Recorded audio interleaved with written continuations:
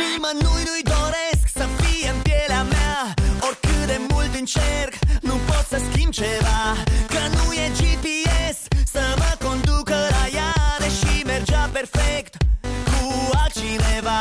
De 4 nopți visez doar poza ei de Facebook, și dacă o țin așa, sigur ajung la Balamuc. Sunt praf și mă gândesc tot timpul la ea.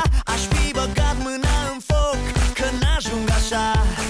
Sunt un pic îndrăgostit. Sunt un pic îndrăgostit.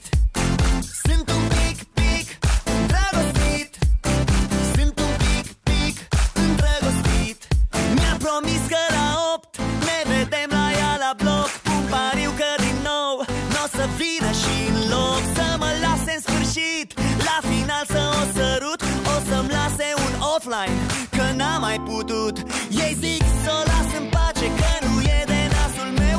Ei zic că n-o să iasă niciodată cum vreau eu. I've got the picture, but I don't give a damn. I know that just for her I am the perfect man. Sunt un pic îndrăgostit. Sunt un pic îndrăgostit. Sunt un pic îndrăgostit. Sunt un pic îndrăgostit.